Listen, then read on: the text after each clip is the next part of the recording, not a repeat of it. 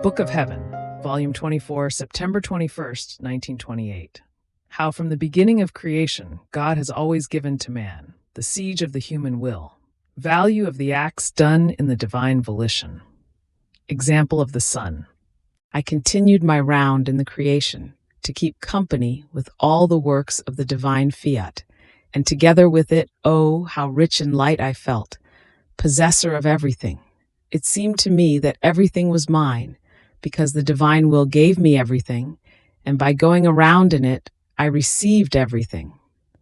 And my sweet Jesus, coming out from within my interior, told me, "Oh, how rich and ruling the little daughter of my divine will is in the midst of our works.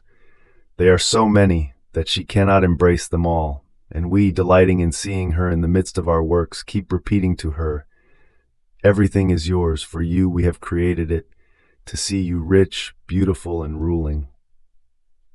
And you, repeating the contest with us, say to us, 'How many beautiful works I have that I can give you. All of your works are mine, and I return them to you, into your arms, as the glory and triumph of your works.' Indeed, from the moment we created the creation, we have always given to man without ever ceasing, while he has given us nothing. And if he tried to give us, they were things extraneous to us, meager, unworthy of us. But when our divine will is recognized and the creature comes to live in it, she will take possession of our works. Then will we cease to give, because we have given enough, so much that she will not be able to embrace them all. And the creature will begin to give to her Creator, and she will give us, not things extraneous to and unworthy of us, but our own things, the fruits of our own works. Oh, how glorified, loved, and honored we will feel. So the knowledge of the divine fiat, the return of its life into the midst of creatures, will open the contest between Creator and creature. She will be able to give to us, and we will be able to let her possess. It will be the return of our works into our womb. Therefore, let your flight in our divine fiat be continuous, that we may give you everything, and you may give us everything.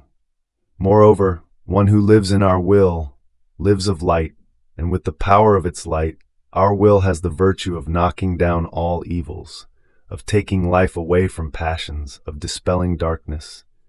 Therefore, with its light, the divine will has the virtue of rendering the creature incapable of doing and of receiving any harm. Who could ever wage war against the light? No one. Who could ever say, 'I can prevent the passage of light'? No one. And if anyone tried to do it, the light would laugh at him, and with its triumphing virtue, it would invest him, pass him from above, from below, from everywhere, and making fun of him while following its course, it would keep him under its power and pressure of light, unless he went to hide himself in some dark abyss. Does the sun not do this?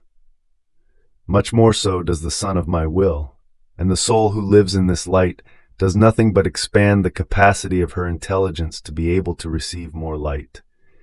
So, each act done in my divine fiat forms, with its light, the void in the human mind to be able to communicate more greater light. After this, I was thinking of how the kingdom of the supreme fiat could come, and my sweet Jesus added, "My daughter, all things in my hands can be means to obtain the intent that my divine will be known and reign in the midst of creatures. I will act like a king when he wants a city to surrender to his dominion. He lays siege to it. He makes its people touch with their own hands how, if they do not surrender, he will make them die of starvation. And when the people see that they lack the means of life in order to live, they surrender. And the king will lift the siege and, ruling, will enter the city and will provide in a superabundant way all the means of life. He will give them feasts, amusements, and will render that people happy. So I will do. I will lay siege to the human will. I will embitter and destroy that which serves to nourish it, and therefore many chastisements will occur, which will be nothing other than the siege I will lay to all that is human, in such a way that tired, disillusioned, they will feel the need for my divine fiat to reign in their midst. And as soon as it sees that they long for it, it will take dominion. It will provide them with everything in abundance and will render them happy. Therefore you have no concern. I know how to dispose all the events in order to obtain the intent.